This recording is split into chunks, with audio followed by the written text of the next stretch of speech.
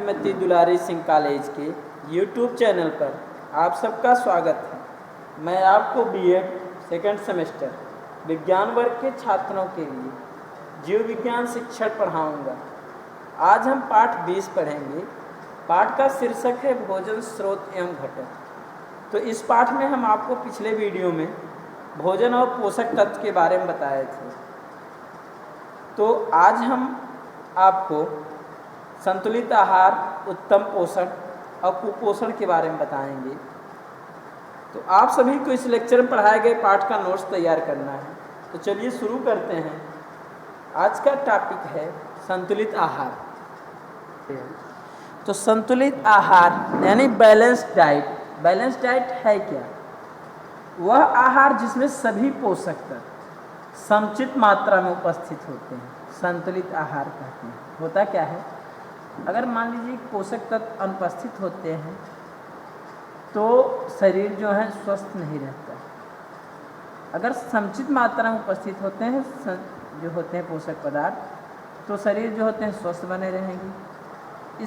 तो सारे पोषक पदार्थ अगर समुचित में उचित मात्रा में उपस्थित हैं, उसी को कहते हैं संतुलित आहार। तो डॉक्टर न्यास के शब्दों में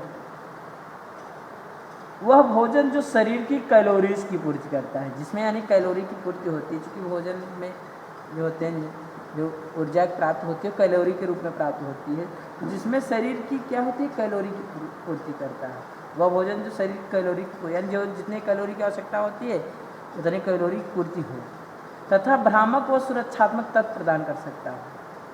और कैलोरी की पूर्ति भी करता रहे और साथ साथ क्या हो कि भ्रामक यानी जो होते हैं कि जो भ्रम से दूर करे और सुरक्षा भी प्रदान करे, यानी भ्रामक और सुरक्षात्मक तत्व प्रदान कर सकता हो, संतुलित आहार कहलाता है। डॉक्टर अकेलेस्टर के अनुसार संतुलित भोजन से आशय वह भोजन जो मनुष्य के रोगों या स्वस्थ अवस्था में व्यक्ति ऊर्जा की आवश्यकता के अनुसार होता है। यानी अब इसमें संतुलित भोजन वह बताया डॉक्टर अकेलेस्टर कि वह भोजन जो मनुष्य के रोगों या स्वस्थ अवस्था में, यानी रोग की अवस्था में या व्यक्ति स्वस्थ की अवस्था में ऊर्जा की आवश्यकता के अनुसार होता है, यानी कहने मीन्स कि समुचित मात्रा में उपस्थित है, उसी क्या कहेंगे, संतुलित आहार कहते हैं। भारतीय कृषि अनुसंधान परिषद के अनुसार संतुलित आहार वह आहार है जिसमें शरीर की वृद्धि, विकास, कार्य तथा स्वास्थ्य संरक्षण के लिए सभी आवश्यक तत्व उपस्थित हो। उसमें मात्रा व गुणों में भी संतुलित रूप में पाए जाते हैं, तो संतुलित आहार कहते हैं। अब कुल मिलाकर के एक लाइन में सारी बातें क्लियर हो गई कि वह आहार जिसमें सभी पोषक तत्व समुचित मात्रा में उपस्थित होते हैं, संतुलित आहार कहते हैं। अगर मान लीजिए कि जो पोषक पदार्थ होते हैं उसकी मात्रा अधिक हो गई तो भी तो समस्या हो सकती है, और अगर कम हो गई तो वो कुपोषण का शिकार हो गया। मान लीजिए इससे ज़्यादा अधिक हो गई, अगर फैट बढ़ गया यानी वसा बढ़ गई मान लीजिए, तब तो उससे मधुमेह वगैरह, डायबिटीज वगैरह रोग बढ़ जाते हैं। इसलिए जो होते हैं, जो भी पोषक पदार्थ होते हैं उसकी समुचित मात्रा होनी चाहिए, उसी को संतुलित आहार कहते हैं। अब बात करते हैं ये तो संतुलित भोजन का महत्व। अब संतुलित भोजन का महत्व क्या है, इस बात पे थोड़ा सा ध्यान दीजिए कि संतुलित भोजन शरीर की जो होती है वृद्धि वह उत्तम स्वास्थ्य के लिए आवश्यक होता है। क्योंकि जो शरीर की वृद्धि होती है और स्वास्थ्य जो है अच्छे से बना रहे, इसके लिए संतुलित भोजन जो होती है वह आवश्यक होती है। यानी शरीर की वृद्धि के लिए और शरीर की उत्तम स्वास्थ्य के लिए जो होते हैं संतुलित जो भोजन होते हैं उसका अत्यधिक महत्व होता है। तो भोजन में जिस तत्व की कमी पाई जाती है उसी से संबंधित रोग व्यक्ति को हो जाता है। संतुलित आहार या संतुलित भोजन वह है जो शारीरिक आकार, आयु, कार्य आदि के अनुरूप लिया जाए। तो जो संतुलित भोजन होता है, क्योंकि जो भी हैं व्यक्ति या मान लीजिए उनकी जो कम आयु वाले व्यक्ति में जो होते हैं किसी पदार्थ मान लीजिए कम आवश्यकता होती है, अगर जब थोड़ा बड़े हुए तो उस पदार्थ की अधिक आवश्यकता होती है उस पोषक पदार्थ की। श्रम करने वालों को ज़्यादा होती है, कम श्रम करने वाले को कम जो होते हैं पोषक पदार्थ की आवश्यकता होती है। वही बात किया जा रहा है कि संतुलित भोजन वह है जो शारीरिक आकार, आयु, कार्य आदि के अनुरूप लिया जाए, यानी आदि के अनुरूप लिया जाता है। अब बात करते हैं संतुलित आहार को प्रभावित करने वाले कारक या नियम। कौन कौन से कारक जो होते हैं संतुलित आहार प्रभावित करते हैं? तो विभिन्न व्यक्तियों को भोजन की अलग अलग मात्रा व भिन्न भिन्न प्रकार के भोज्य पदार्थ की आवश्यकता होती है। जो भी व्यक्ति होते हैं कार्य, उनको क्या होता है कि अलग अलग मात्रा में व भिन्न भिन्न प्रकार के भोज्य पदार्थ की आवश्यकता होती है। सामान्यतः संतुलित आहार निम्नलिखित कारकों द्वारा प्रभावित होते हैं। अब देखिए कौन कौन से कारक द्वारा प्रभावित। तो इसके पहले हमने आपको बताया कि जो संतुलित भोजन होता है शारीरिक आकार, आयु, कार्य आदि के अनुरूप लिया जाना चाहिए, तो लिया जाए या लिया जाना चाहिए। अब यहाँ पर आयु की बात करते हैं कि यानी निम्न कारकों द्वारा प्रभावित होती है। पहला आयु है। तो होता क्या है कि जो बच्चे होते हैं उनके शरीर को देखते हुए प्रौढ़ की अपेक्षा अधिक भोजन की आवश्यकता होती है, क्योंकि होता क्या है कि भोजन से बालक को गर्मी व शक्ति प्राप्त होती ही है, इसके अतिरिक्त शरीर की वृद्धि भी होती है और विकास भी होता है। तो जो बच्चे होते हैं उनको जो होते हैं फैट की यानी वसा की और प्रोटीन की अधिक आवश्यकता होती है। लेकिन जो वृद्धावस्था होती है, वृद्धावस्था में भोजन की आवश्यकता कम हो जाती है, क्योंकि उनमें जो पाचन शक्ति होती है वो कमज़ोर पड़ जाती है। तो इस दृश्य से अगर ध्यान दिया जाए तो व्यक्ति की आयु को संतुलित आहार के स्वरूप को प्रभावित करने वाला भी कारक माना गया है। अब लिंग की बात करते हैं। होता क्या है कि पुरुष और स्त्री दोनों के कार्य करने की गति में, आकार में, भार में, इन सब में क्या होता है, और उनके अंगों में की बनावट जो होती है उसमें भी क्या होता है, अंतर होता है। तो इस कारण क्या होता है, दोनों के संतुलित आहार में भी अंतर रहता है। तो स्त्रियों को क्या होता है, पुरुषों के अपेक्षा कम भोजन की आवश्यकता होती है। इसलिए स्त्रियां क्या करती हैं कि वो थोड़ा कम कार्य कर पाती हैं, लेकिन पुरुष को अधिक भोजन की आवश्यकता होती है। तो पुरुष जो होते हैं वह अधिक कार्य कर पाते हैं। तो अब क्लियर हो गया कि साधारण रूप से सभी पौष्टिक तत्व जो होते हैं स्त्रियों की अपेक्षा जो होते हैं पुरुषों को अधिक आवश्यक होती है। अब संतुलित आहार में जलवायु की बात करते हैं कि जलवायु किस प्रकार से जो होती है प्रभावित करता है। तो जो भोजन की मात्रा होती है उस पर जलवायु पर भी प्रभाव पड़ता है। जैसे मान लीजिए जो शीत प्रदेश वाले रहने वाले व्यक्ति होते हैं वह गर्मी के निवासियों की अपेक्षा अधिक भोजन करते हैं, यानी कहने में उनमें अधिक भोजन की आवश्यकता होती है। क्यों ऐसा होता है कि जो ठंडे देश वाले व्यक्ति होते हैं गर्म देश की तुलना में उनमें भाप का अधिक उपयोग होता है, क्योंकि उनमें भाप का अधिक उपयोग होगा, यानी गर्मी की जो होती है उनमें ज़्यादा आवश्यकता होती है। तो भोजन से जो होती है ऊर्जा यानी गर्मी भी प्राप्त होती है, इसलिए ठंडे वालों को जो होते हैं वह गर्म वाले की अपेक्षा जो होती है अधिक जो होती है उष्मा की आवश्यकता होती है। तो अब इससे क्या होता है कि जो गर्म वाले होते हैं उनको कम भूख लगती है, लेकिन जो ठंडे प्रदेश में रहने वाले व्यक्ति होते हैं उनको अधिक भूख लगती है, यानी को अधिक भोजन लेना चाहिए। तो इस प्रकार से जलवायु भी क्या होता है कि संतुलित आहार को प्रभावित करने वाला कारक होता है। अब परिश्रम की बात हमने चूँकि पहले से ही आपको बता दिया कि जो अधिक परिश्रम करते हैं उनमें अधिक ऊर्जा की ज़रूरत पड़ती है। तो अधिक ऊर्जा की ज़रूरत पड़ती है क्योंकि उनके कार्य करने में ज़्यादा ऊर्जा व्यय हो जाती है।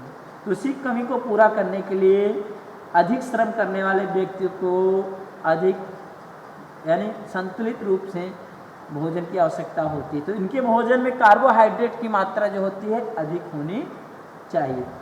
लेकिन जो इसके विपरीत जो कम कार्य करने वाले व्यक्ति होते हैं उनको कम भोजन की आवश्यकता होती है। अगर वो ज़्यादा भोजन करेंगे तो उनमें मोटापा वगैरह बढ़ जाता है। इस प्रकार से हमने आपको 4 बताए जो कि संतुलित आहार को प्रभावित करने वाले कारक होते हैं। अब बात करते हैं पोषण की, यानी न्यूट्रिशन है क्या। तो एक है council of foods and nutrition of the American medical association.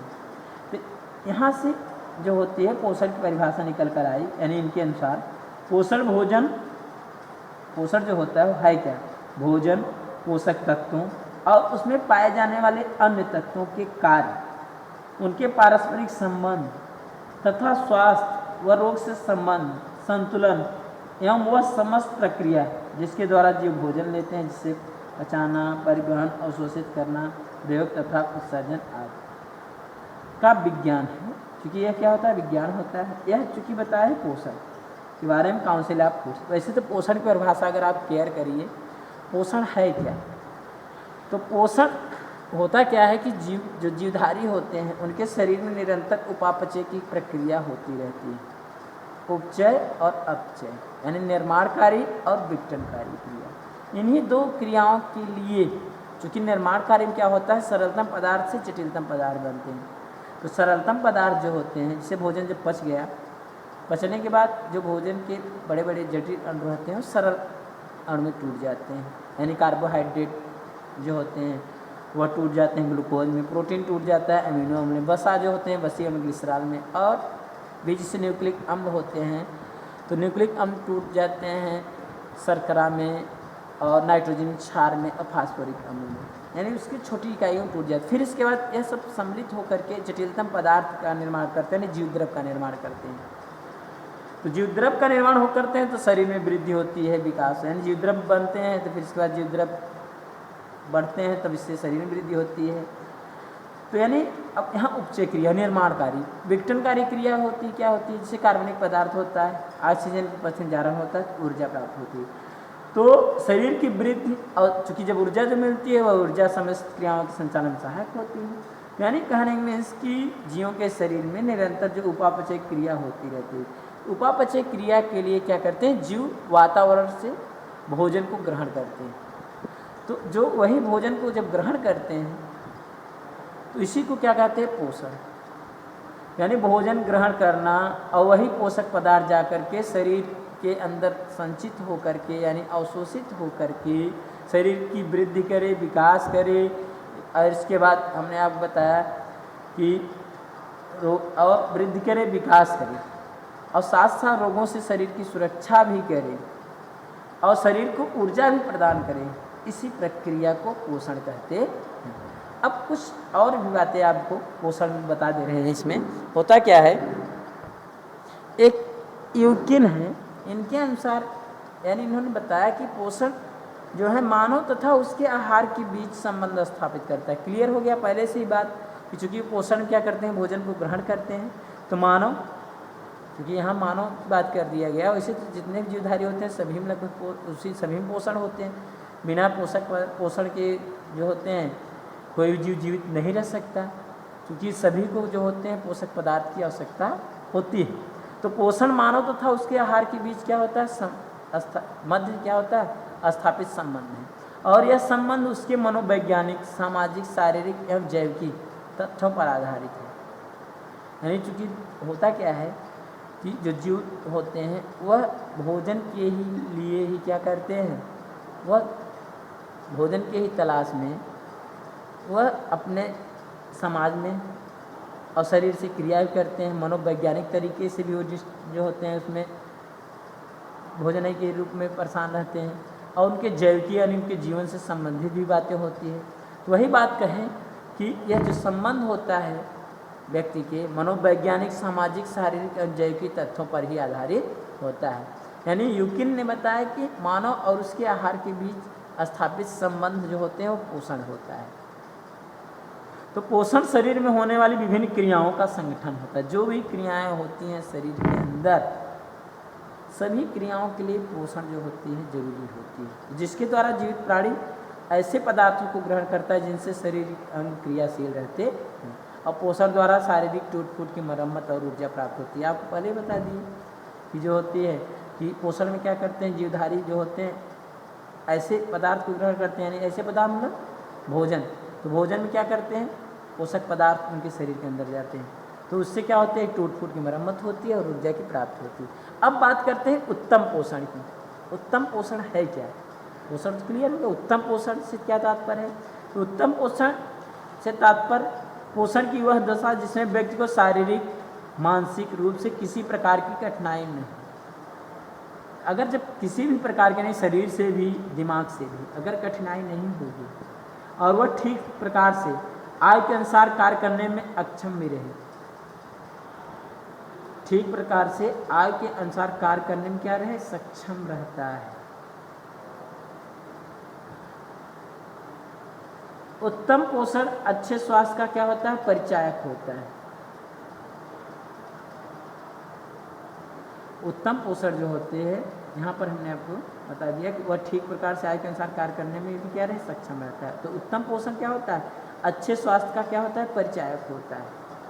और वास्तव में स्वस्थ शरीर केवल रोग रहित नहीं होता बल्कि मानसिक और सामाजिक रूप से क्या होता है, उचित रूप में कार्यशील भी रहता है। यानी जो उत्तम पोषण जब रहता है तो शारीरिक और मानसिक रूप से तो कोई कठिनाई नहीं होगी और वह ठीक प्रकार से आय के अनुसार कार्य करने में सक्षम भी रहेगा। और उत्तम पोषण जो होते हैं अच्छे स्वास्थ्य का परिचायक होती है। और भी बात है कि वास्तव में स्वस्थ शरीर के लिए केवल रोग रहित ही नहीं रहता उत्तम पोषण, बल्कि मानसिक और सामाजिक रूप से उचित रूप में कार्यशील भी रहता है। यानी व्यक्ति जो होते हैं क्रिया भी करता है सामाजिक और मानसिक रूप से। उत्तम पोषण के तत्व क्या करते हैं, शरीर को हष्ट पुष्ट भी रखते हैं। ऐसे व्यक्ति की लंबाई चौड़ाई में संतुलन बना रहता है, व्यक्ति सदैव ताजगी का अनुभव करता है और शरीर में जो होती है चुस्ती फुर्ती और उत्साह के लक्षण हमेशा क्या होंगे, बने रहते हैं। उनके मुख पर प्रतिभा रहेगी और कांति यानी चमक जो होती है वह दिखाई देती रहती है। यानी जो भी उत्तम पोषण ग्रहण करता है उनमें यह सब दशा जो होती है दिखाई देती है। अब उत्तम पोषण के लक्षण की बात करते हैं, क्या क्या लक्षण होते हैं उत्तम पोषण से व्यक्ति के शरीर के अंदर। तो निम्न लक्षण होंगे, शरीर गठीला स्वस्थ और कार्यशील रहता है, व्यक्ति में उत्साह रहेगा और क्रियाशीलता के भी लक्षण दिखाई देते हैं, यानी कार्य करने के भी लक्षण। शरीर में रोग प्रतिरोधक क्षमता भी क्या होती है, उचित मात्रा में रहती है, यानी रोग प्रतिरोधक, तो रोग से लड़ने की जो क्षमता रहेगी वह उचित मात्रा में व्यक्ति के अंदर रहती है। शारीरिक मानसिक और सामाजिक रूप से क्या होता है, प्राणी में उत्तम प्रकार का समायोजन बना रहेगा, यानी कहने में शारीरिक रूप से भी सही रहेगा, मानसिक रूप से भी सही रहेगा और सामाजिक रूप से भी सही रहेगा। तो यह तो उत्तम पोषण के लक्षण हैं। और बात करते हैं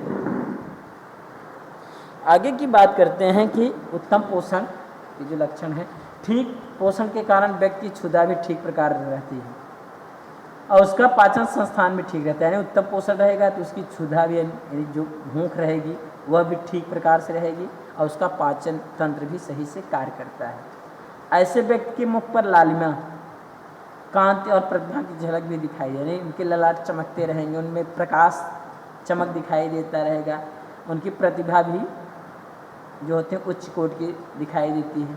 उत्तम पोषित व्यक्ति के दांत जबड़े और उनके जो चिबुक होते हैं वो सुंदर होते हैं, तो दांत जबड़े रहेंगे और उनके जो होते हैं मसल वगैरह भी जो होते हैं वो अच्छे रहते हैं। ऐसा व्यक्ति हंसमुख तत्परता से कार्य करने वाला और बुद्धि व विवेक के अनुसार रहता है, तो और अपने कदम को भी सही से उठाता है, यानी बुद्धि और विवेक के अनुसार ही अपने कदम को उठाता है, यानी पद को उठाता है।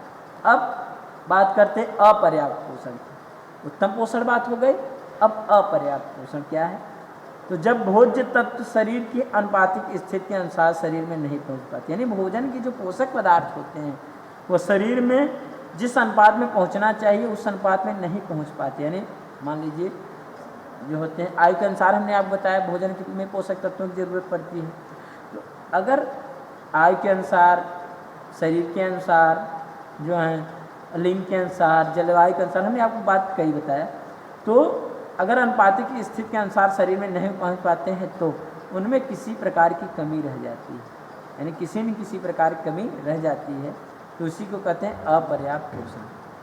अब अपर्याप्त पोषण के लक्षण की बात करते हैं, क्या होते हैं, तो शरीर का भार कम रहता है पहली बात, दूसरी शरीर की त्वचा शुष्क और झुर्रीदार हो जाती है, तीसरी बात मांसपेशियों में शिथिलता बनी रहती है, यानी चमड़े वगैरह लटक जाते हैं, शरीर में रुधिर की कमी हो जाती है और जिसके कारण शरीर जो होते हैं पीला दिखाई देता है, शरीर में चुस्ती, फुर्ती, साहस, उत्साह की भी कमी हो जाती है।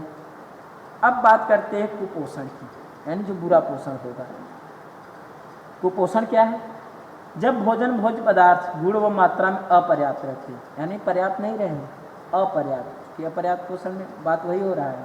तो भोजन में भोज्य पदार्थ गुण व मात्रा में अपर्याप्त है, तो भोजन द्वारा शारीरिक आवश्यकताओं की पूर्ति नहीं हो पाती, नहीं चूँकि जो शरीर की आवश्यकता होती है उसके अनुसार वो पूर्ति नहीं हो पा रही। तो यह स्थिति क्या कहलाती है? कुपोषण।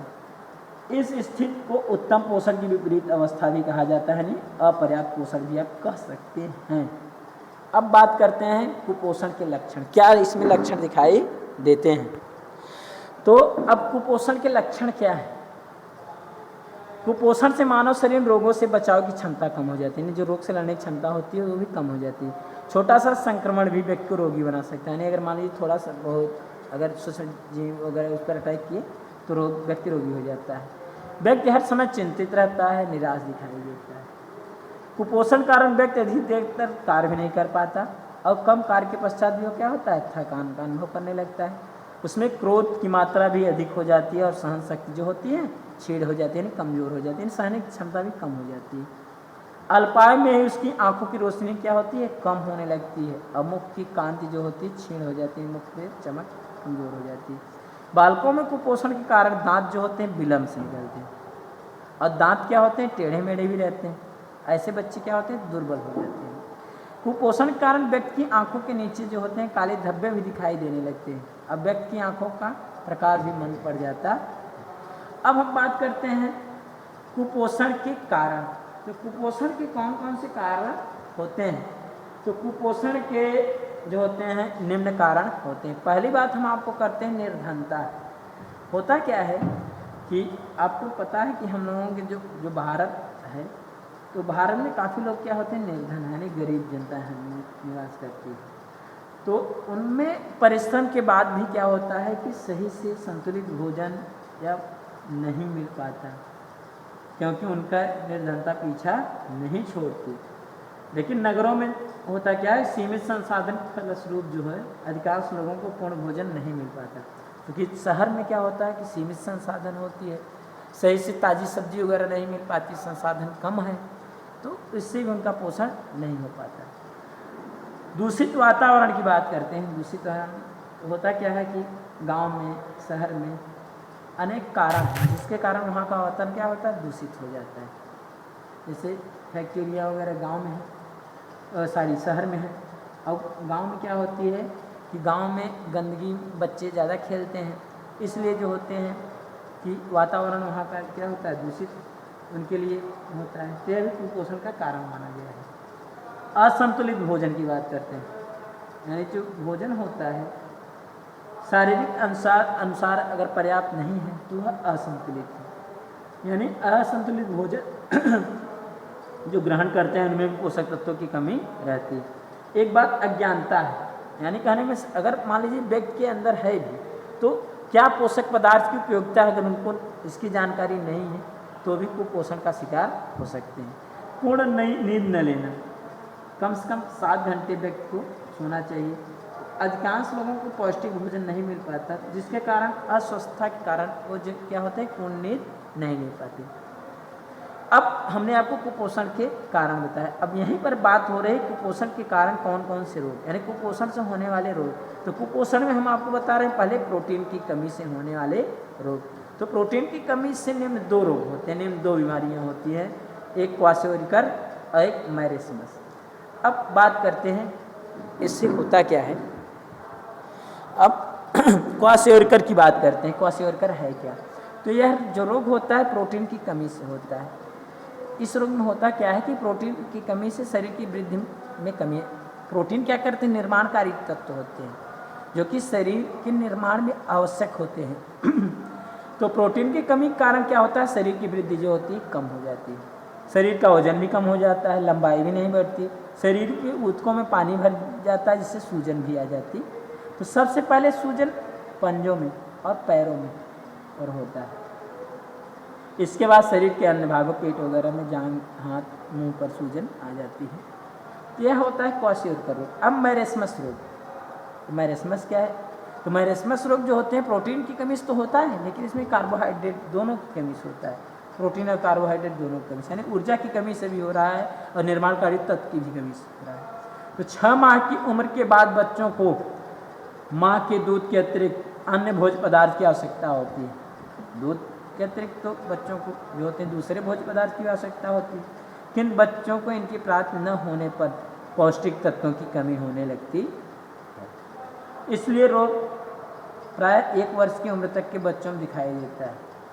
तो यानी जो मैरेस्मस रोग है वह चूँकि 6 माह तक तो बच्चों को दूध मिल रहा है माँ का, प्रोटीन की पूर्ति हो रही है, कार्बोहाइड्रेट की पूर्ति भी हो रही है, लेकिन इसके बाद जो होते हैं अगर नहीं मिल पा रहा है तो उचित मात्रा में, जिससे बच्चों को संक्रामक बीमारियां अधिक होती हैं, विशेषकर डायरिया हो जाती है। और डायरिया के कारण क्या होते हैं, बच्चे कमज़ोर होने लगते हैं। अब दूसरी बात करते हैं कार्बोहाइड्रेट की कमी से होने वाले कौन से रोग होते हैं। तो जन्म से शारीरिक रूप से कमज़ोर होना, क्योंकि यह ऊर्जा प्रदान करने वाला तत्व है। पाचन संस्थान संबंधी विकार से भूख नहीं लगती, क्योंकि जब कार्बोहाइड्रेट कमी होगी शरीर कमज़ोर होगा तो पाचन संस्थान जो पाचन तंत्र होता है उसमें विकार हो जाएंगे, भूख नहीं लगेगी या भूख लगेगी परंतु खाए गए भोजन का पाचन भी ठीक से नहीं हो पाता। जीवन सत्व यानी विटामिन बी की कमी से भूख नहीं लगती। भूख न लगने से जब मनुष्य कम खाता है या खाता ही नहीं तो उसके शरीर में कार्बोहाइड्रेट की तत्व की जो कमी हो जाती है। इसके फलस्वरूप होता क्या है कि वजन कम होने लगता है, थकावट कमजोरी जल्दी महसूस होने लगती है, धीरे धीरे पूरे समय महसूस होने लगता है। कार्बोहाइड्रेट कमी कारण ऊर्जा का काम प्रोटीन को करना पड़ता है, जिससे शारीरिक विकास भी क्या होते हैं, रुक जाता है और कमजोरी अधिक बढ़ जाती है। अब बात करते हैं वसा की कमी और वृद्धि से होने वाले रोग। वसा की कमी और वृद्धि से कौन से रोग होते हैं, तो वसा की कमी से फ्राइनोडर्मा रोग हो जाते हैं। वसा की कमी से त्वचा कछुए की त्वचा के समान हो जाती है। इसके अतिरिक्त इसकी कमी से त्वचा की बीमारी डर्मेटाइटिस यानी त्वचा संबंधी रोग होता है हो जाती है। वसा की कमी वसी अम्लों की कमी हो जाती है, तो इसलिए शरीर की सामान्य वृद्धि क्या होती है, रुक जाती है। अब वसा की अधिकता की बात करते हैं। वसा की अधिकता से लोग मोटे हो जाते हैं, तो मोटे लोगों को क्या होता है, मधुमेह होने की संभावना अधिक होती है। अधिक तला हुआ भोजन मधुमेह का कारण बन सकता। फिर यहाँ पर भी अधिकता की बात किया जा रहा है दूसरे 5वें में भी कि वसा की अधिकता से क्या होती है, हृदय संबंधी रोग भी होते हैं। तो इसमें क्या होता है कि हृदय संबंधी रोग रक्त में कोलेस्ट्रॉल की मात्रा बढ़ जाने से, क्योंकि फैट से क्या जो फैट होती है उसके अंतर्गत कोलेस्ट्रॉल भी होता है, तो कोलेस्ट्रॉल की मात्रा बढ़ जाती है और रक्त धमनियों जमने लगता है। इससे रक्त वाहिनियाँ क्या होती है, सिकुड़ जाती है और रक्त का दबाव भी बढ़ जाता है। तो इस प्रकार से हम आपको आज जो है संतुलित आहार के बारे में बताए और पोषण के बारे में और उत्तम पोषण के बारे में बताए, कुपोषण के बारे में बताए और कुपोषण से के कारण जो होते हैं, जो होने वाले रोग हैं, तो उसमें जैसे प्रोटीन की कमी से कौन रोग हो रहे हैं, कार्बोहाइड्रेट की कमी से कौन रोग हो रहे हैं, वसा की कमी से कौन से रोग हो रहे हैं, इसके बारे में आपको बताएं। तो आशा करते हैं आज का वीडियो आपको अच्छे से समझ में आ गया होगा और आप इसको अच्छे से तैयार भी कर लेंगे। तो अगले वीडियो में हम आपको